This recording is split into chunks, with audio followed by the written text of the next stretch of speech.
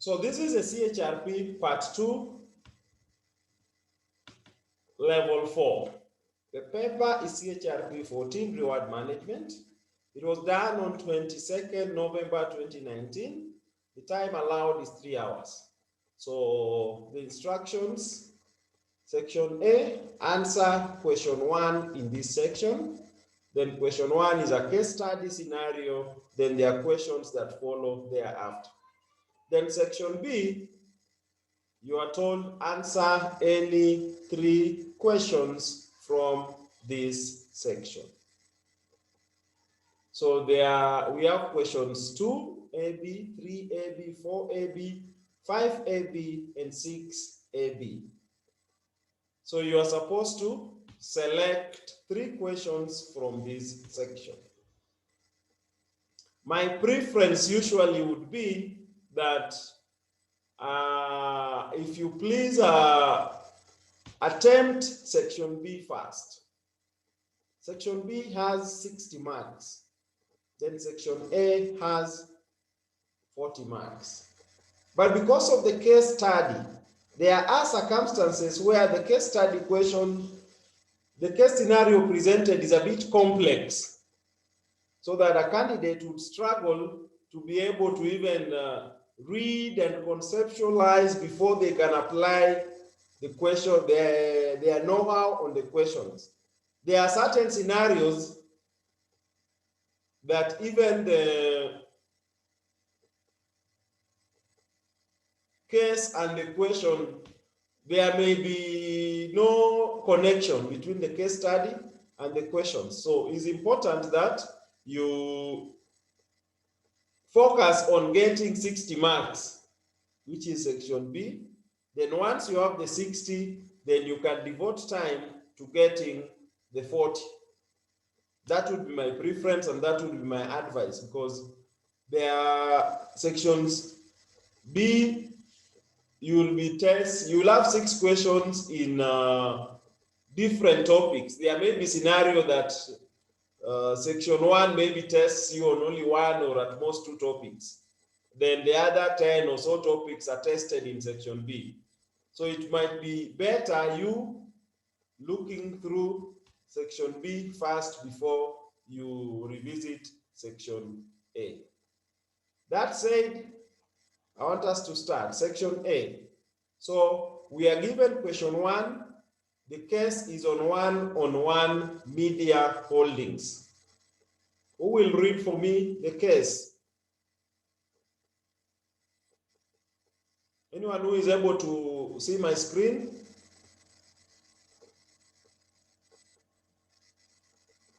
Yes, Natalie, good morning. Morning. Read my case. Okay. One-to-One Holding was founded in 2009 with a mission of nurturing and transforming talent through media. The fund's initial core activities included video and short film production, as well as production of live events. The company started its operations from a residential house with 2 employees and a handful of production equipment. Its growth was dotted with numerous challenges in the first 4 years of its existence, and the challenges were largely attributed to disruptive technology, lack of structure in place, and poor policy guidelines. As a result, it became difficult for the company to attract and retain talented employees. On realizing that its operations were likely to grind to a halt, the management was prompted to engage the services of a recruiting agency to headhunt a human resource manager with relevant expertise. The recruitment process culminated in the appointment of Ms. Jabari, who was headhunted from one of the most reputable media houses in the region. In her first assignment, she conducted a situational analysis which revealed a number of gaps in human resource management. Among them were poor reward management strategy, inappropriate organization structure, and poor design in performance management. Information obtained from random interviews with employees revealed that more than half of the millennials, and who were the majority in the organization, felt sidelined by the management on the way their work performance was perceived, and they pointed out that they were blindsided by the annual performance reviews. The millennials preferred clear goals and milestones that were closely tied to relevant payoffs, flexibility at work, and more engaging methods such as holding regular meetings with their appraisers rather than the once a year meeting with their supervisors, which they described as a visit to the dentist. Furthermore, they wanted the company to invest more in technology and internet and hold regular discussions on their career paths. To link performance reviews to an employee's talent profile, Ms. Jabari adopted a systematic, competence-based approach to performance evaluation. The approach blended performance, employee career aspirations, and development into one cohesive system, thereby positioning employees' career development at the center. Further, Ms. Jabari advised the management to consider adopting a flat organizational structure aimed at enhancing effectiveness in service delivery. Her philosophy was anchored on the belief that organizations should be intentional in offering adequate rewards to their employees. She opined that strategy would give the organization leverage to attract, motivate, and retain talent. As a show of commitment to accommodate the diverse and dynamic workforce through a total reward package, the company adopted a personalized approach to reward. It introduced a flexible scheme dubbed Hold Recognition Solution that featured a combination of reward options using the cafeteria system. The scheme offered employees the flexibility to redeem that which they wanted when they wanted it. To encourage creativity and team cohesion, the management introduced a program where teams would pitch innovative projects to a panel of judges at least twice in a year. If a project was judged to be competitive with sufficient market potential, the employee cum innovator's workload would be reduced to enable them devote more time to develop the project. Successful innovators would receive a bonus at the end of the financial year if their project succeeded for implementation in the market. Currently, One-to-One Media Holdings has surpassed its targets and has since established a state-of-the-art studio in an upmarket suburb. It is also home to several award-winning productions, locally and regional. The company's growth is attributed to its highly talented and engaged employees, confirming that companies with competitive reward systems and whose pay is linked to performance are employers of choice who easily attract extraordinary talent. According to Ms. Jabari, there was compelling need for One-to-One Media Holdings to carry out a market analysis to understand the industry trends, which would act as a reference point for developing a competitive reward strategy. Based on her recommendations, the management engaged the services of a business consultant to undertake a salary survey. The consultant made the following recommendations. 1. Establishment of a reward strategy and alignment of the strategy to the business strategy. Introduction of a total reward package designed to encourage personal and professional growth. 3. Development of a performance management strategy to inform reward decisions. On presenting the report to the management, the consultant made the following remarks. Employees seek to join organizations not just for the great experience they will receive in their work, but also a competitive reward system that gives them self-fulfillment. When employees feel valued by their employer, it becomes a win-win situation and the business investment translates into a lasting relationship. Read the questions. A, the consultant recommended the introduction of a certain type of reward. Propose the components of such a reward. B, the human resource manager made a certain recommendation in relation to the salary survey. Defend her recommendation. C, outline the benefits that the company is likely to enjoy as a result of adopting competence-based approach to performance evaluation. D, illustrate the rationale of the first recommendation of the consultant to the management. Thank you so much, Natalie, for Welcome. that. So that is our case scenario. We are given one-to-one media holdings. The case is presented. Then the questions, or they engage a consultant, and the recommendations of the consultant. Number one, establishment of a reward strategy and alignment of the strategy to the business strategy.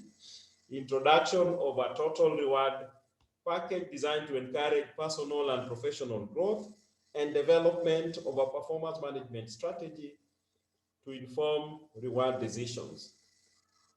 So the question is number one, the consultant recommended the introduction of a certain type of reward.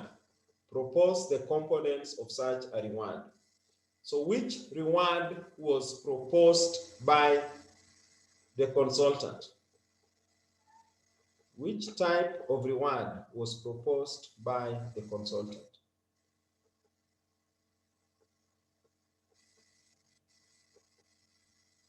Anyone?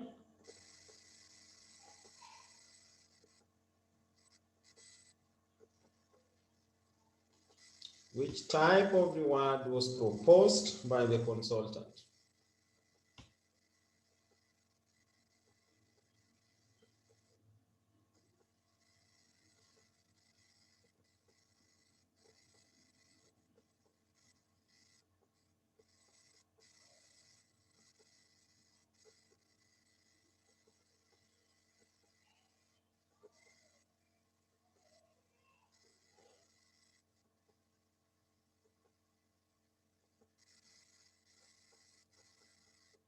Anyone?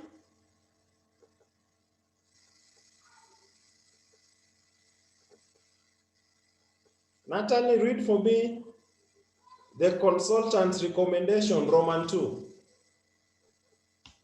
The consultant made the following recommendations. Roman 2, introduction of a total reward package designed to encourage personal and professional growth. So the question is, the consultant recommended the introduction of a certain type of reward. Which reward is that? Total reward? Total reward package. So the examiner is asking, propose the components of such a reward, components of total reward. Anyone?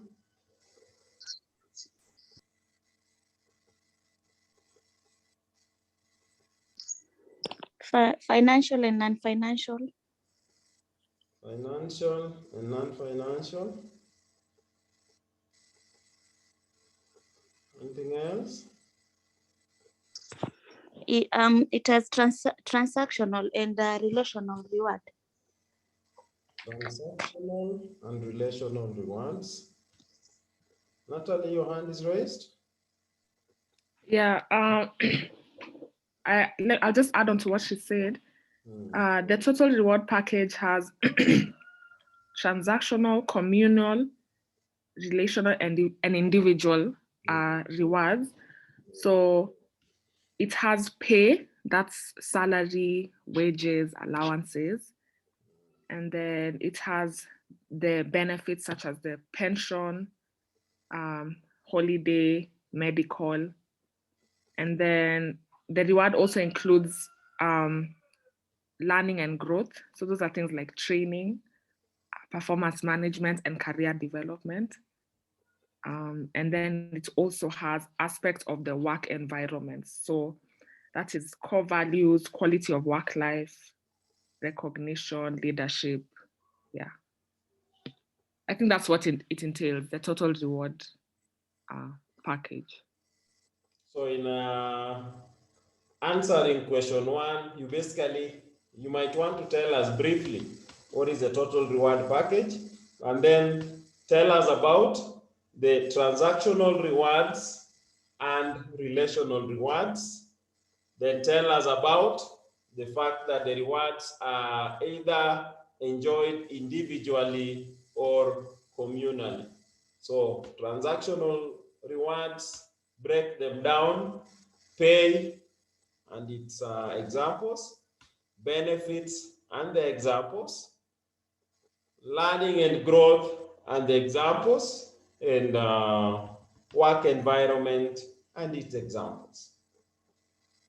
What constitutes work environment, what constitutes pay, what constitutes benefits, and what constitutes learning and growth. And you have your 10 marks. Question B.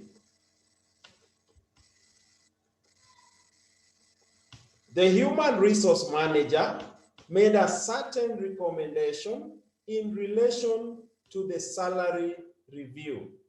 defend her recommendation. What recommendation did the human resource manager make in relation to salary review?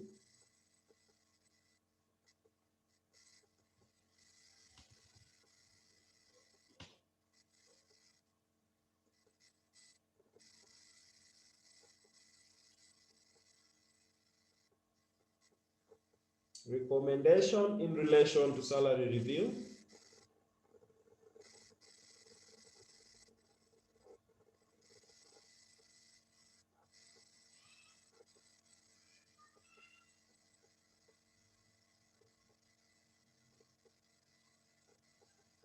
Anyone?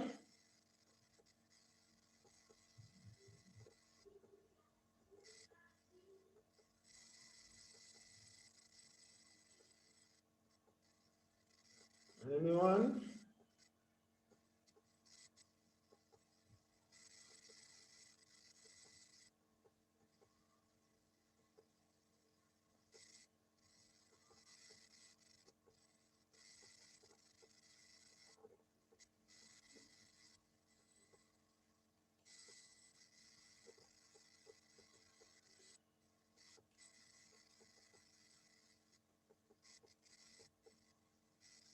Are we able to see my screen? Somebody is saying she cannot see my screen. Are you able to see my screen?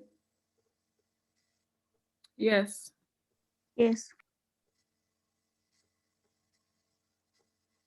So what is the recommendation?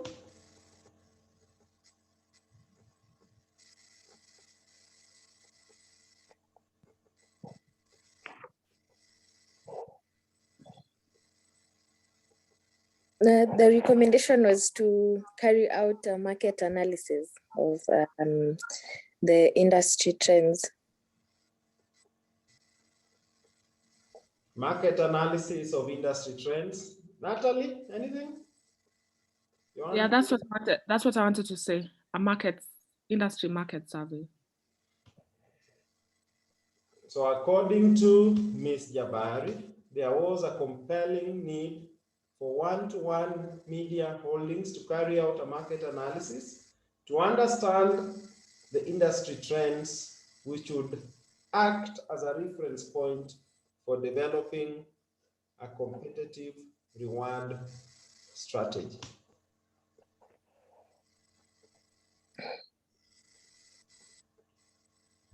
So the human resource manager made a certain recommendation in relation to salary survey. Defend her recommendation.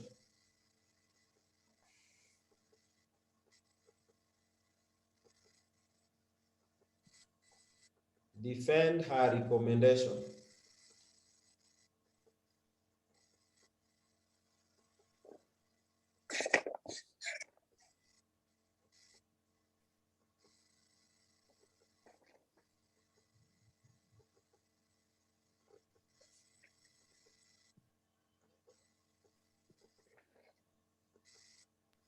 Can I try?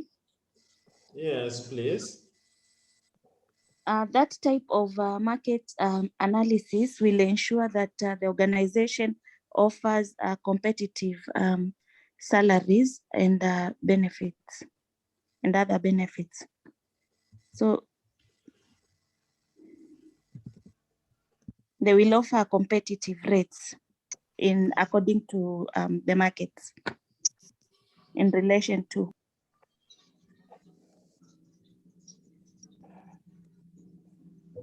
So the organization is able to offer competitive rates in relation to the market. Anything else?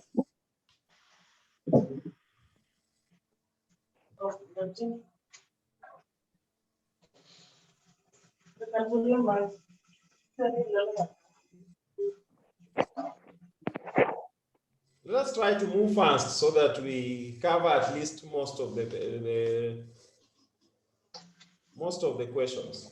Lillian?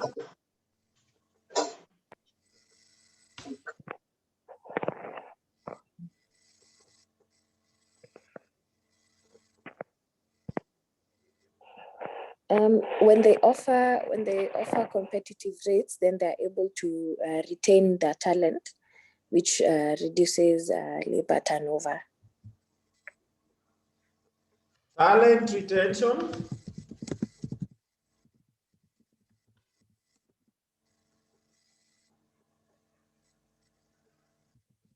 And reduced turnover. Anything else?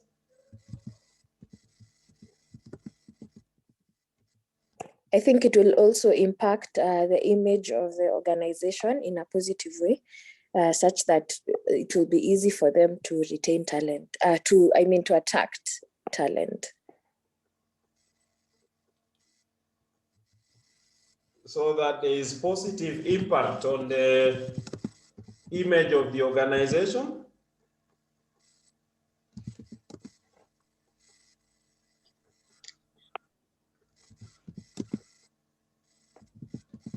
Relating to the positive impact of on the image of the organization is able to attract talent. Anything else that it will benefit the organization when we do a market rate survey?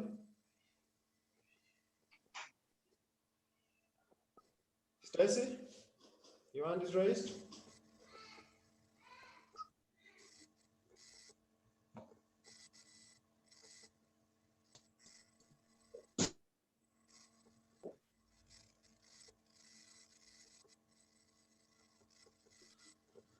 So when you do a market rate survey, you're also able to come up with a remuneration package that is, you're able to avoid unnecessary conflicts with unions. Therefore, you can enhance employee relations.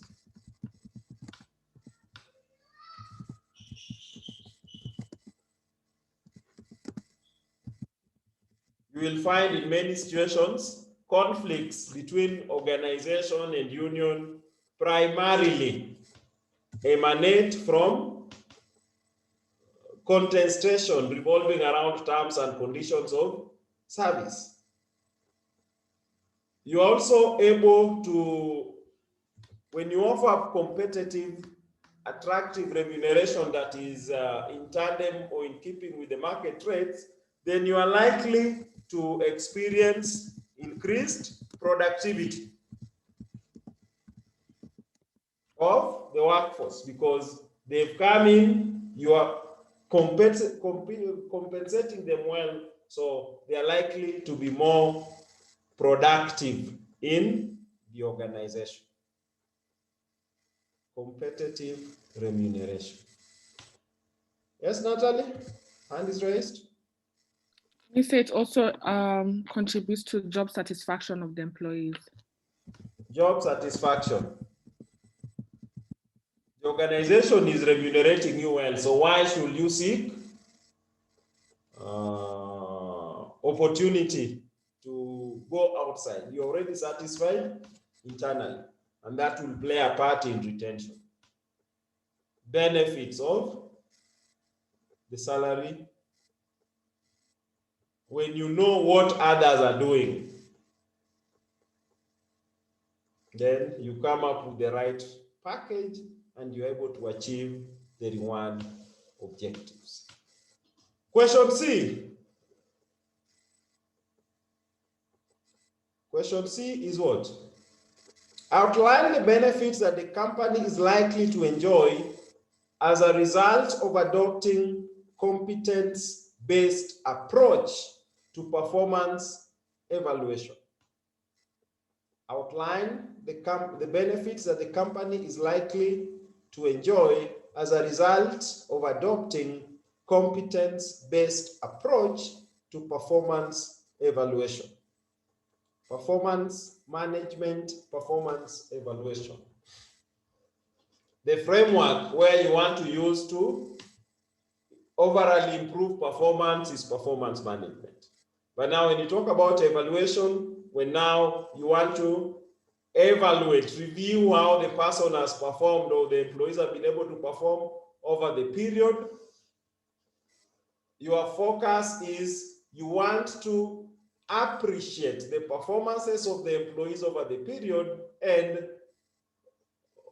as with every other evaluation, the outcomes would be the basis upon which you will be rewarding employees. So what benefits will accrue to a company when it adopts competence-based approach to performance evaluation? Performance evaluation, training or learning and development, it borrows heavily. What we are doing here is borrows heavily from what is covered in learning and development. Competence-based approach. Anyone to go first?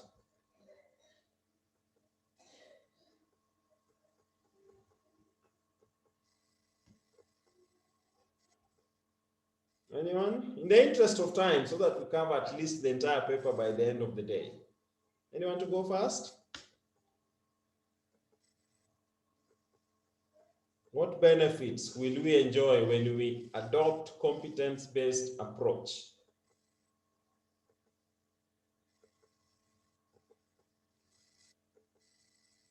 Now look at benefits such as, number one, it will enable employees to achieve high levels of competence in an efficient, fast manner. Because you know, the competence is a driver of how your performances will be evaluated. Number two, ultimately, it will result in reduction in overall operational costs, because we have a highly competent workforce. Likely their performances will be high. You know the performance expectations and you have the requisite competence. So you are likely to perform and to be more productive, so that poor performance as a result of lack of clarity on performance expectation will not be an issue. When we are clear as to adoption of a competence-based approach to performance, we have a framework. It acts as a framework from where we are able to provide constructive feedback to the employees after the appraisal is done. Also, having with us a competence-based approach to performance evaluation aids us in performance appraisal, and closely related to that, it will outline clearly the developmental pathways that the employees should pursue, the promotional paths that are available within the organization, and the kind of competence the employees should get to be able to progress and grow in the organization. So there is a string of benefits that the organization gets from having a competence-based approach to evaluation. So employees are able to achieve high competence in an efficient manner. We are able to reduce costs associated with poor performance because of lack of clarity on competence and performance expectations.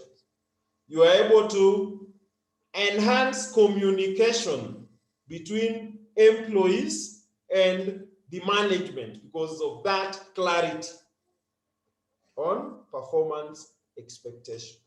Then you provide feedback after the appraisal on what needs to be done in terms of training and development programs to enhance these competence. So it's a question that calls for you to think, apply your knowledge in learning and development in addressing this question. Question D,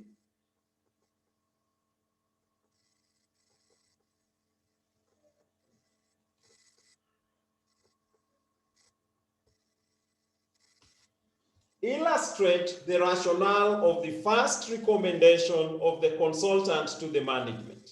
The first recommendation of the consultant was what? Establishment of a reward strategy and alignment of the strategy to business strategy. So illustrate the rationale for the first recommendation. What is the rationale for alignment, for establishing a reward strategy and aligning the reward strategy to the business strategy? What is the rationale, the reason that justifies why an organization should be able to do that? Somebody? Question 1D. Illustrate the rationale of the first recommendation of the consultant, which is to establish a reward strategy and align the strategy to the business strategy. Anyone?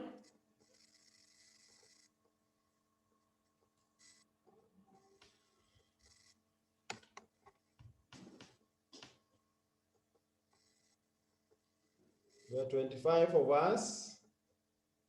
I expect participation if you are to go anywhere. Anyone? Would it be the aims of the importance of reward management in the organization?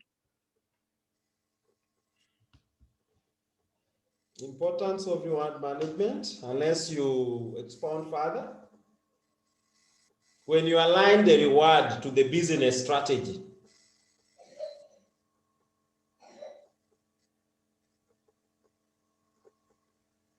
what is the importance of that alignment of the reward to business strategy?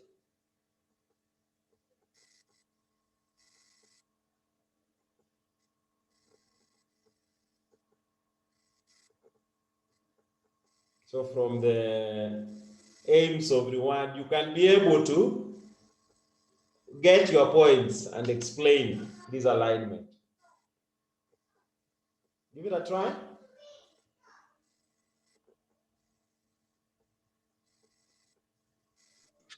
Can I try?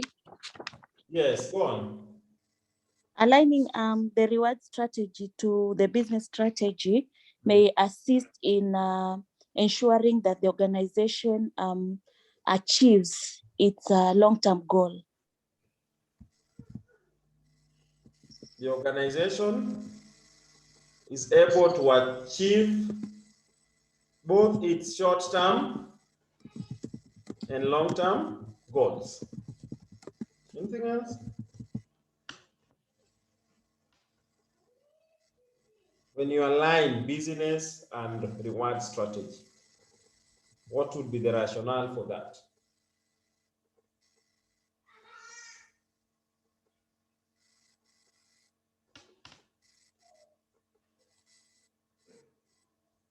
Natalie, is your hand raised? Or that was for the earlier session? I think it was for the earlier session. Okay. Anyone? I think maybe to increase the profit margins of the organization, because when you align the reward strategy to the business strategy, then maybe as a part of it, you do profit sharing with the employees. So then they are able to be productive enough so that they can actually increase their business profit. So there is increased performance of both the individuals and the overall organization. And this ultimately translates to increased profitability. Anything else? We need 5 points.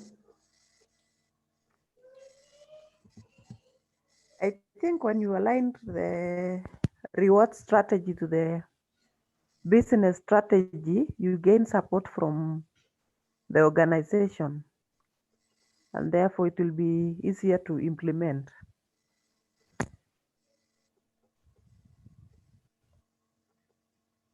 Okay, not really gaining support from the organization, but there is that ownership. The employees, the union, they all come together so that you are working collectively because there is clarity. This is what is expected of you, and this is what the organization is willing and ready to reward for. So when there is that linkage between the business and the reward strategy, then we are clear as to the goals we are pursuing, and everybody is working towards that common goal, and in the process, we'll be able to enhance our performance across the organization. Anything else you might want to talk about? About Mwalimu, it will enhance achieve integration in the sense that we're able to link up the reward management strategy to the business strategy. Therefore, we are like mutually reinforcing the aims of achieving the business strategy. Achieving integration in the sense that clarity, the various or what is expected as a business is clear in our corporate objectives, and the contributions of each of these members of the organization, these functional areas towards that common objective is made easier because there is now that reward strategy that we want to pursue, and it will take us to the actualization of the business strategy objective. So we are working together collectively. So helping us in terms of clarifying of goals and achieving integration across the organization. Anything else? Can we say, because the type of reward that we choose to use as an organization depends on job of evaluation, which is internal, and market survey. So when we understand or link this to the strategy, the organizational strategy, it will guide us on the type of reward strategy to use. Guiding on the type of the strategy to use. So you might want to talk about maybe being clear as to the components to incorporate in our rewards that will speak to the strategy objectives. So basically we are looking at, we are able to clearly clarify our goals as an organization and the individuals. So we are working towards clarity, achieving these clarified goals. We are able to ensure the long-term and the short-term goals are achieved. 2, we are talking about increased performance and profitability across the organization. 3, we are able to come up with reward systems that fit in with the culture and goals of the organization. 4, we are able to have a motivated workforce, committed, engaged workforce, because everybody is focused on achieving the reward and business strategy objectives. Also, it will help us in terms of talent attraction and retaining the best workforce in our organization when there is that linkage between reward and business strategy. Then there is the aspect of integration. There is clarity in terms of integration of the various functional areas within the organization, pursuing a common goal, pursuing a common objective.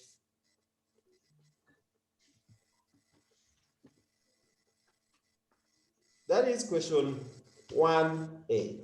For this case scenario, the examiner came up with a case and was able to test questions from that case. In many other papers, you may find that there is not much connection between what you are asked in the questions and the case presented.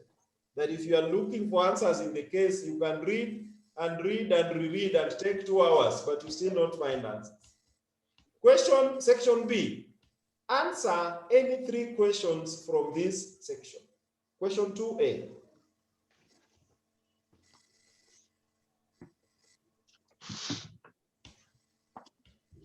Explain the steps that a human resource manager should take to address poor performance among employees. Explain the steps that a human resource manager should take to address poor performance among employees. 10 marks. So this calls for application of your knowledge, what you've read and what you do in the office on a day-to-day basis. Where there is poor performance amongst employees in the organization, what steps should you take to address poor performance?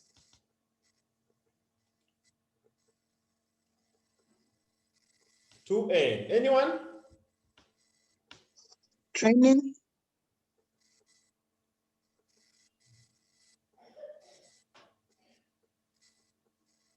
Lillian, you said what?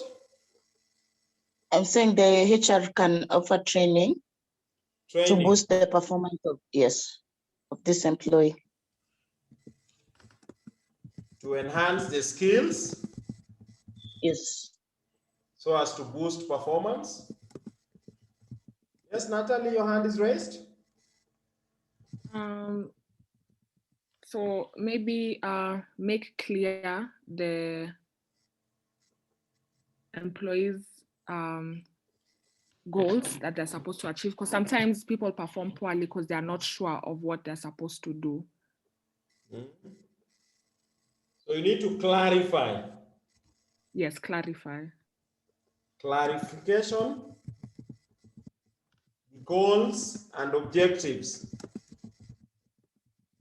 that the employee is supposed to be achieving. Anything else? Stacy? Maybe provide necessary tools to assist the employee and even offer guidance where necessary. Provision of necessary tools to assist employees.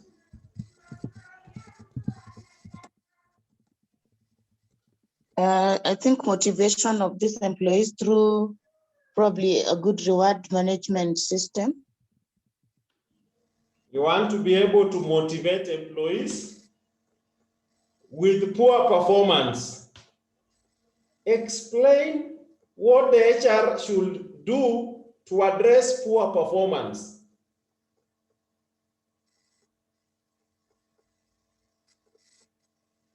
Amongst employees.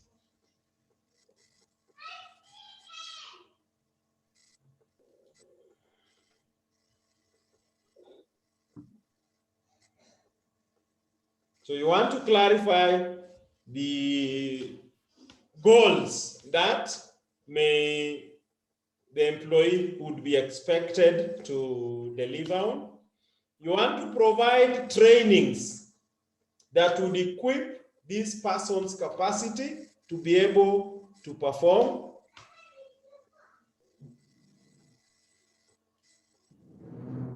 You want to be able to give all the necessary support, tools, machinery, equipment, so that they can perform.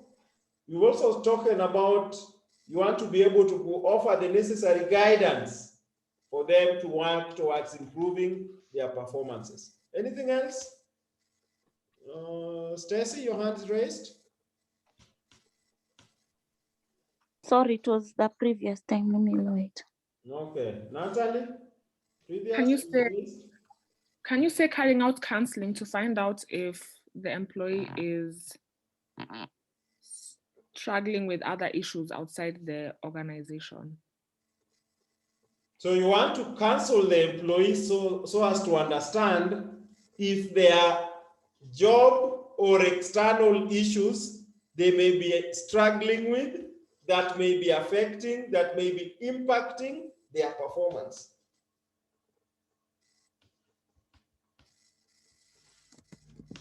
Anything else? Maybe I can try. Is it maybe providing feedback, whereby as a manager you communicate to the employees so that they are aware, and maybe they can, and then they can work towards, you can work towards addressing the poor performance. Providing feedback so that they are aware of what is expected of them to improve towards addressing poor performance. So you want also to show, demonstrate to the employees that they matter to the organization, that you want to avoid unnecessary confrontation, because the moment you adopt that confrontational, then a lot of negative energies and you'll not be able to improve performances in your organization.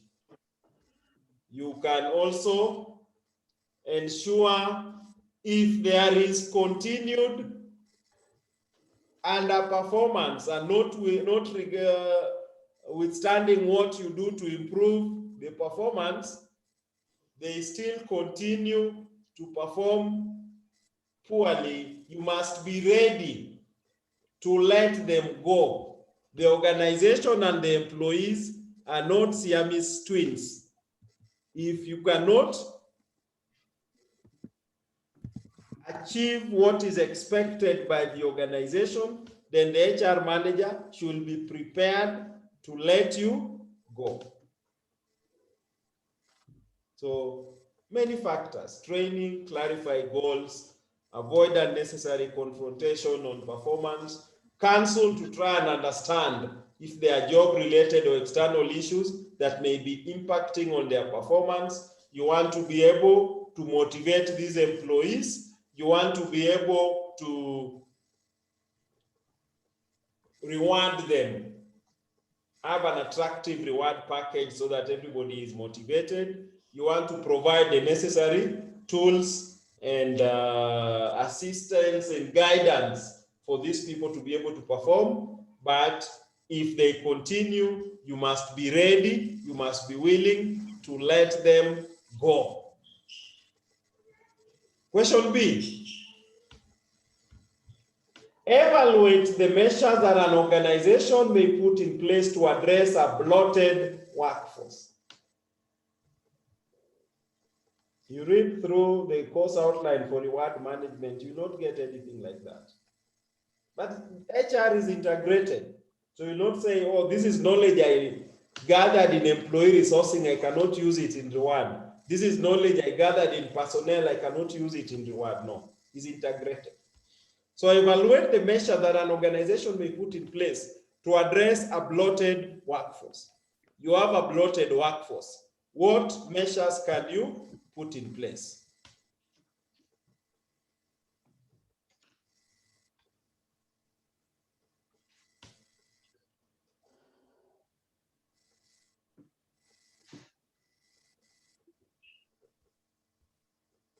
Bloated workforce. How do you address that?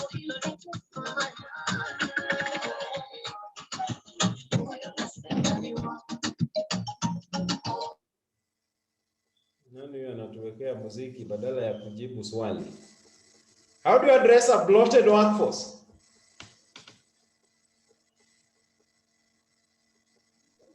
Mwalimu, what's a bloated workforce? Bloated workforce.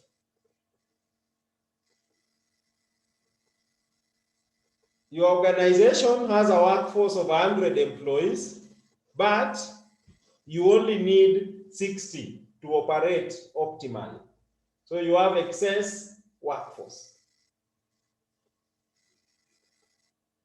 people maybe were just employing so as to give jobs to their friends and colleagues and relatives. So what measures will you put in place to address a bloated workforce? Can you say maybe introduce working in shifts? Introduce working in shifts. Anything else?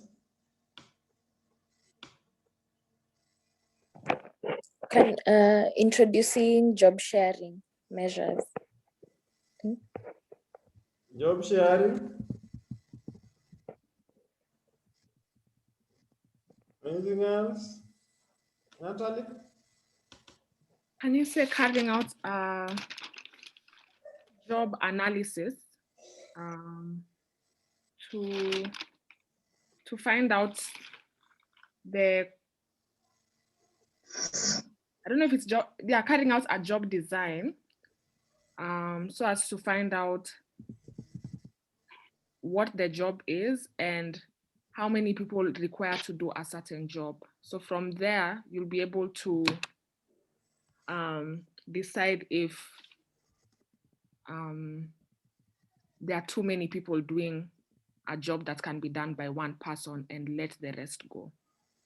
Now that is what you've done, Natalie, and the results have shown you that you have a bloated workforce. So what actions do you take after that? Okay, I get you. I get the question now. Lillian?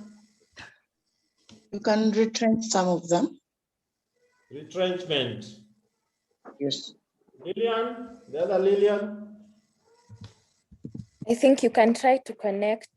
The extra, the ones that you've declared, the ones that have been declared redundant. You can try and connect them maybe with other companies. Try and connect them with other companies. Anything else?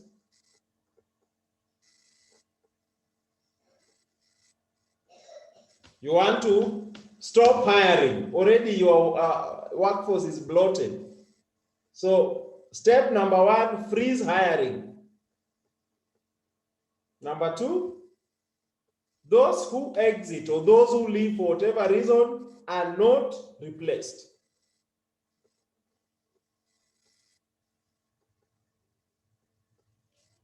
You've talked about job sharing.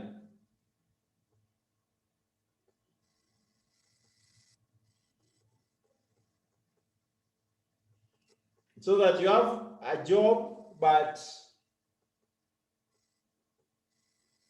shared between two people. But that is not our goal unless now we explain further and say resulting in maybe salary of one person now shared between two people because they are sharing the job. You want to have retrenchments so that you encourage people to exit either voluntarily or if they don't leave, compulsory. Then if these do not work, you want also to roll out redundancies. Redundancies would be where now you structure the organization, you restructure and like come up with a new line of work and certain positions are done away with totally when you've done your analysis and determined you have excess labor than you actually need in your organization. That is where now you are making tough decisions. So if the projections show the surplus, you also want to eliminate any subcontracted work, that you cannot have a situation where you're having a bloated workforce and some of the work you still outsource to other people. Let the people you have work and work and work and do away with the outsourced services. You also want to make sure you can encourage early retirement for those who want to exit before you get into redundancies. You can also adopt leave without pay. Employees are encouraged. Can you take some leave days without pay? And when things improve, we'll be able to bring you back. So these are just some of the strategies that the organization may adopt to be able to deal with a bloated workforce. Then eliminate things like overtime. We cannot be having a bloated workforce and some people are working and claiming overtime. There is a problem. So look at all these and explore which options, but the final should be redundancies. Redundancies should be like the last option, not the first option.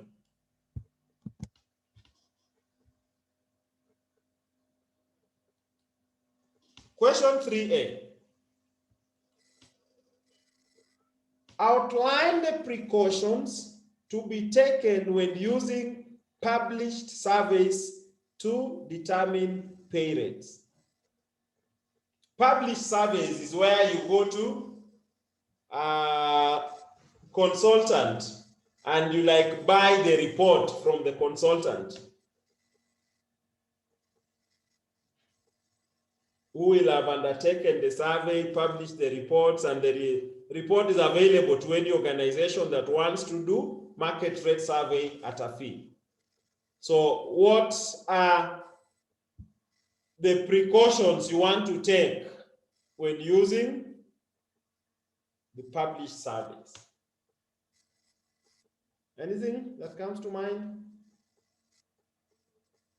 If you are reading and to rely on the notes, you should answer this question by looking at the, do I call it, disadvantages of our published surveys. So what are the precautions you want to take? The information may be outdated. The information may be outdated and stale, so may not serve your needs. Anything else? The information may not apply to your particular organization since it's already published. It may not apply to your organization. Is not specific to yes, your organizational reward needs. Anything else?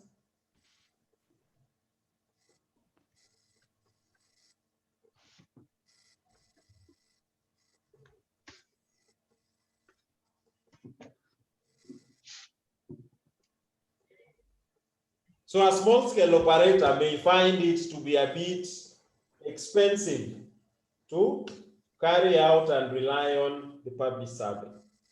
Information may be stale.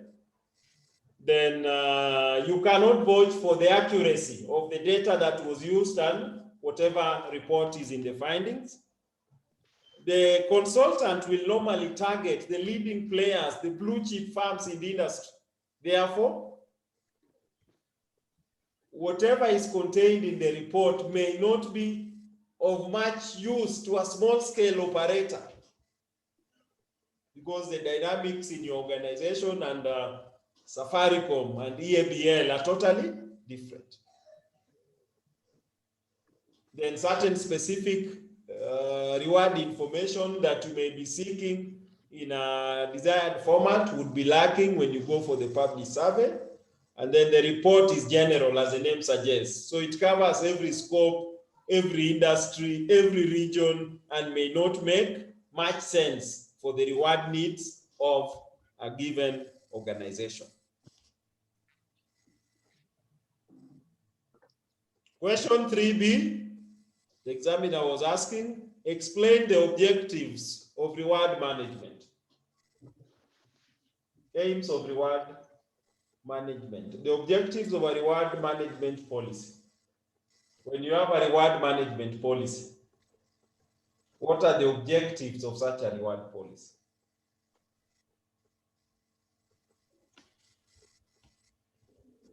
The reward management policy is supposed to help us to manage the reward system. So what are the objectives? Natalie? It communicates the organization's thoughts on reward. I don't know if I should use that thoughts, but it communicates what how the organization, the philosophy of the organization in regards to reward. Communicates the organization's philosophy on reward.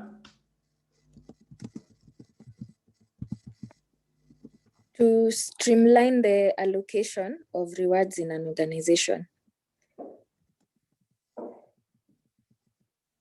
Streamlines the allocation of the rewards, the reward levels, and the package is streamlined through the use of the policy. Yes, Lindsay? It also supports managers by providing them with the authority and skills needed to use rewards to achieve their goals. You want to support managers, empower and support managers in terms of the management of rewards and what is needed for them to be effective in their role. The policy will also help us with ensuring there is a link between reward and business performance. The policy will help us in clarifying how to determine market rates and use that information for purposes of our reward. The policy will address issues to do with performance-related pay that you want to adopt in the organization. The policy will address issues to do with equity, because the desire is to have equal pay for work of equal value. So how do we achieve equity in reward? The policy also is useful in helping us develop and come up with a total reward package to be administered across in the organization.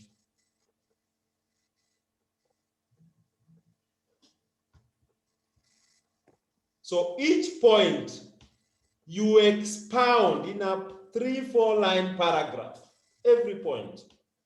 Don't just state the way we are stating here and assume you've tackled the question.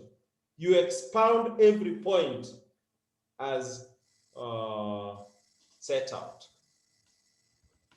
Question 4A. The Wages Council makes recommendations to the Cabinet Secretary on minimum wages remuneration through a wage order.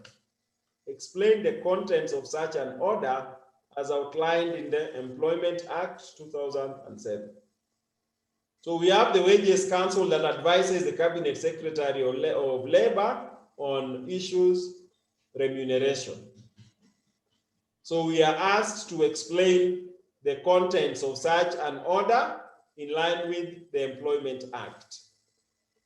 Basically, the examiner is asking us to make reference to the Act and look at the rights that employees have that must be captured when we are addressing remuneration of employees, so that the rights that will be addressed would be issues to do with the basic wage and conditions of employment should be addressed. Issues to do with leave, the employees have a right to leave, so leave should be addressed. The employer is duty bound to legislate and to regulate working hours, so the order should address issues working hours. Employees have a right to receive housing from the employer or a sufficient allowance, so the wages order should address that if it is part of what the minister will be addressing. There is a right to food and water if the contract stipulates as much. So you want to make sure that is addressed in the order. There is a termination of employment and how it is to be handled.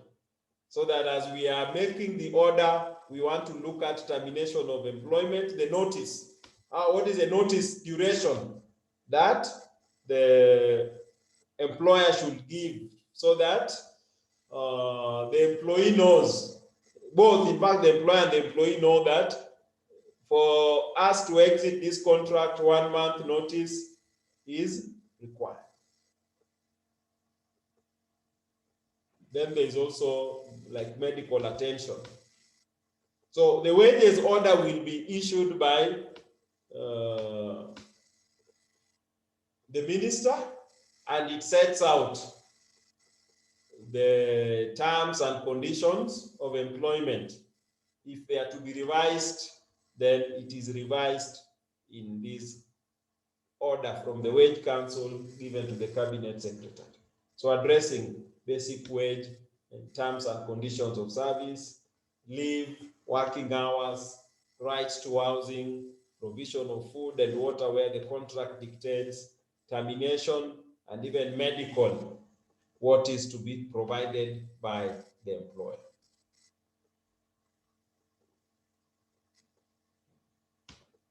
Question 4B. The management of Tausi Limited intends to conduct general pay reviews for its employees. Identify the steps that the human resource manager should follow when carrying out the exercise. You want to conduct a pay review to employees. What steps should you take to carry out this exercise?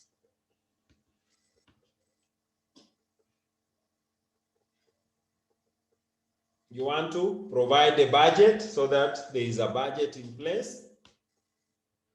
You want to identify the employees who are to be considered and how much each will be will expect to receive based on their grades and basic pay. Performance evaluation, so that you are clear as to the performance ratings, if you are to use performance as a basis for rewarding, or skills, if you are to use skills and competence as the basis for rewarding. Determine the performance ratings and the skills level.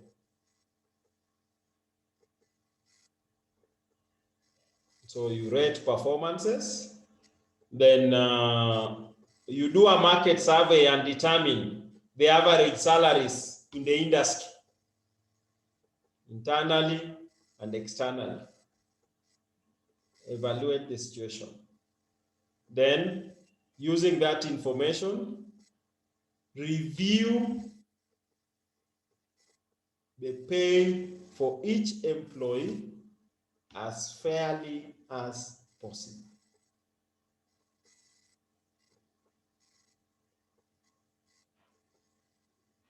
But even before you review, it might also be important that you set out what are the parameters that you will be focusing on in reviewing pay, employees' performance, the risks that the company encounters or have, because you don't make profits in one year and decide to increase pay of everyone. What happens in the subsequent year? So risk profile has to be looked at, employees' performance, and general alignment to the company and its values.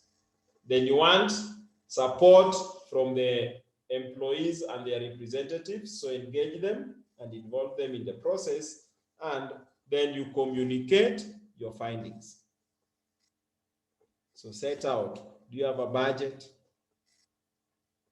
then determine who are the employees to be affected, then set out the parameters around which you will be basing the salary reviews. Is it based on performance or skills, so that you are clear on the skills profile or the performance measures? Then review performance, then do a market survey and determine what others are doing, how much they are paying. Then using the information, adjust the pay of your employees internally as fairly as possible. Then you want to engage the employees in the entire process, and then you communicate the findings to the employees. Critical. Question number 5A, analyze the factors attributed to wage differentials in an economy. What factors contribute to differences in wages in an economy? How much people are paid. You'd want to look at skills and qualifications, will determine. You'd want to look at geographical areas and differences. The pay rate in Nairobi is different from the pay rate in Webuye, for example. You'd want to look at the industry and its profitability and performance. You'd want to look at, there's also discrimination in pay.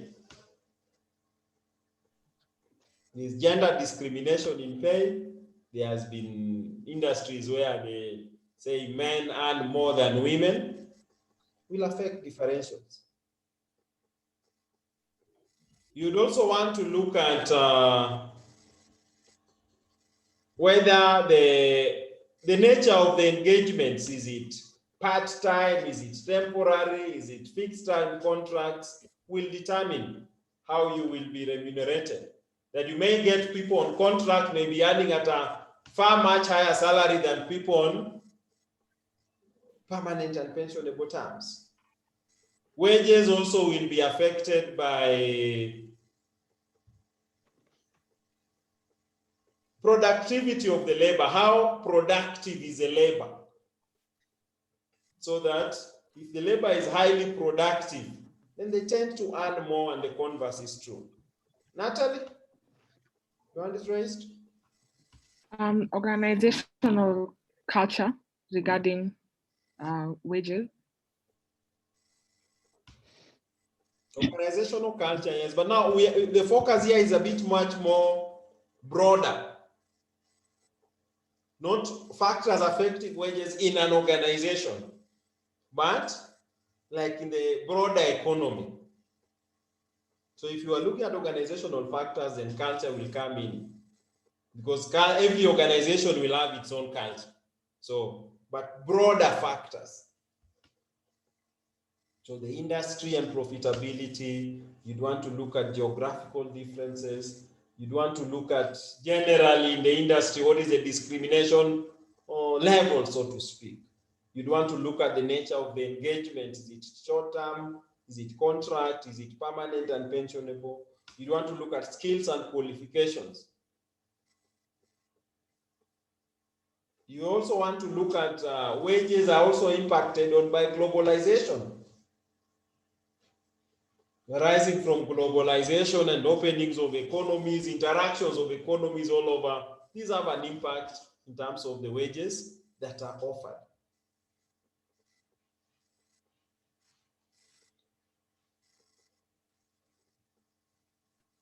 Mwalimu, could we also say the cost of living can affect? The cost of living. Cost of living.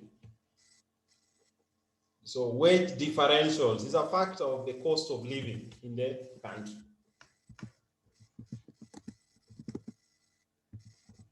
That is an adjustment ought to be made for inflation.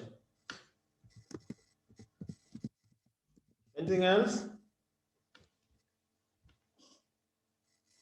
Question 5b.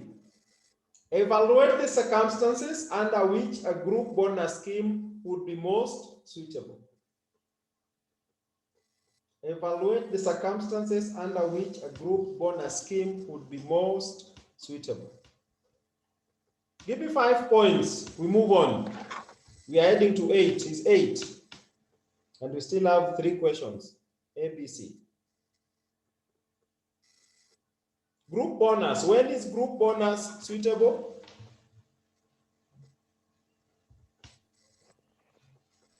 I think when you want to improve the productivity of a team as a whole. When you want to improve productivity of the team as a whole. Yes. Second one.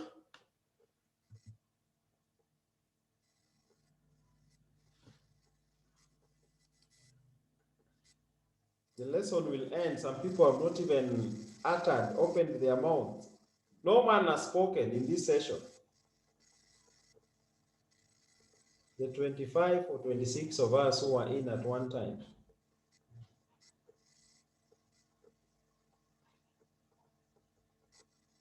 When a group bonus scheme is suitable, if you want to increase productivity of the team as a whole, the group. Yes, anything else?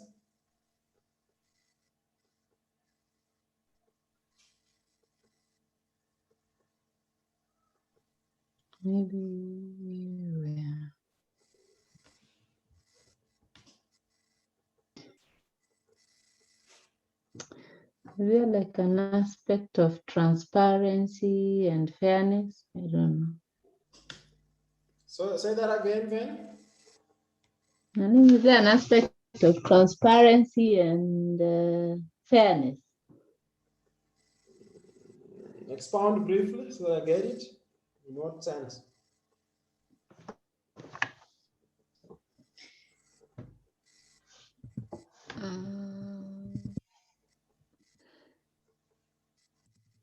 Transparency in terms like everyone is aware that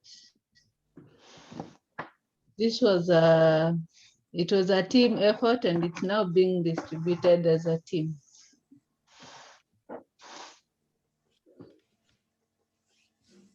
So transparency.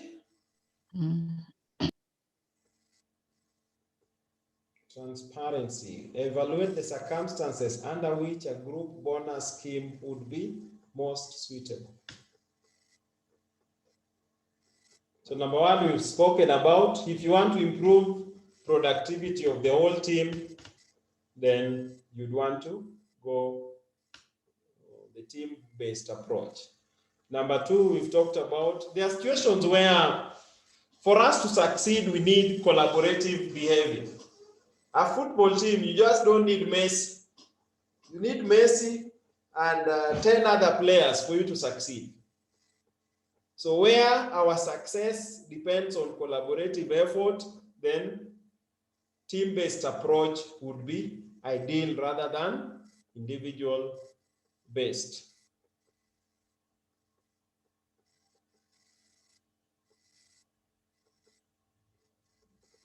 Where you want to reward individuals through a bonus without necessarily affecting their salaries, because increasing salaries will come with other costs. So where you want to reward individuals without impacting or affecting salaries and increasing the costs that come with it, then group-based bonus will come in. Where also you want to motivate employees so that they can clearly see the link between their contributions as a team and the reward that they get. You want to motivate them, then you'd want to go a group-based approach in terms of the bonus that will be rolling out. Also, where you want to align the group, individual, and business to succeed collectively, then you want to go a group-based approach to reward rather than individual-based approach.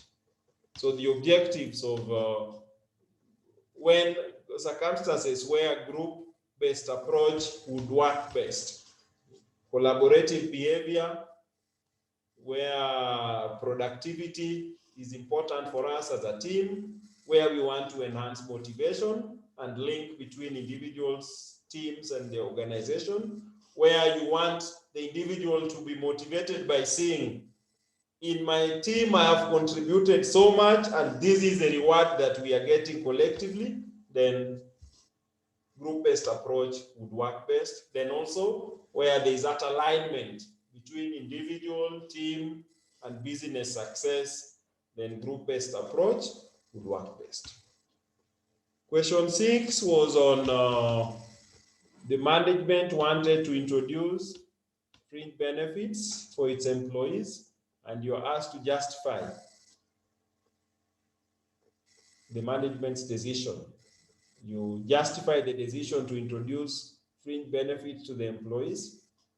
If you check in the material we provided in the notes, issues such as to motivate employees, to enhance their commitment, to address their actual and or perceived needs that the employees have, to demonstrate that the company cares about the employees and their needs, and also to provide a tax-efficient way of remunerating employees. Some of these benefits would be tax exempt. So when we adopt such a system of compensation, then we have a tax-efficient way of compensating employees. Then question 6B, identify the attributes of an effective job evaluation method. There are various methods of job evaluation. So what do you consider before you take a job evaluation method and conclude that this job evaluation method is effective? What comes to mind? Attributes of an effective job evaluation method. What comes to mind?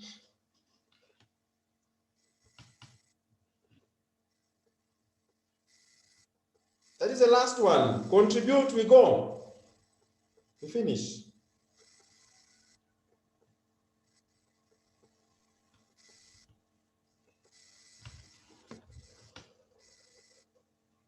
What are the attributes of an effective job evaluation method?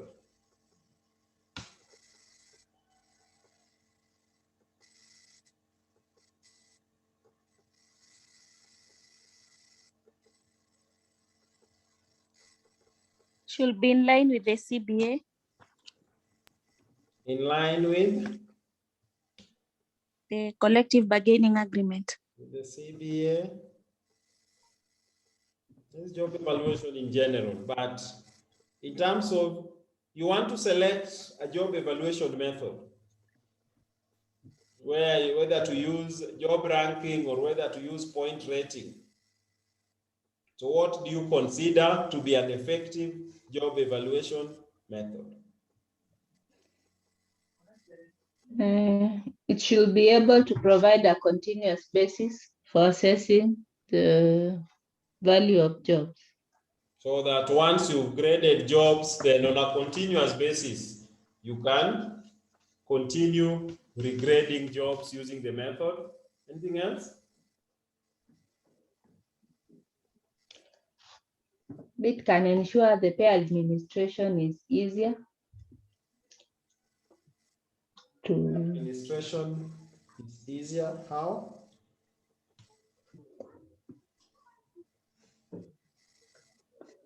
maybe so that we don't have several pay rates, separate pay rates. You don't have so many job grades, so many pay rates coming as an outcome of the evaluation. An effective job evaluation will come up with a structure that will be used in remunerating employees, and we protect employees from arbitrary decisions by management, because it has set out a clear structure framework for rewarding employees. Also, it allows for judgments about jobs to be made in an objective manner.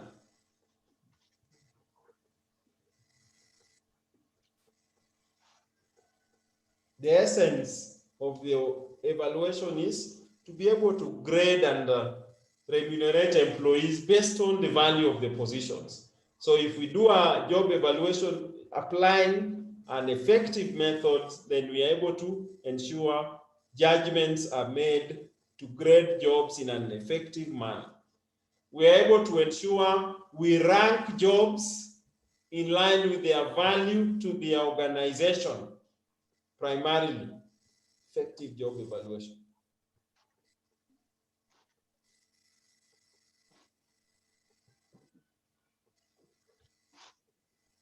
So you want also is a method that will fit the characteristics of the organization and the factors at play in the organization, not a method that does not fit in with the characteristics of your organization. Effective job evaluation. Unless there's anything else, that is the end of the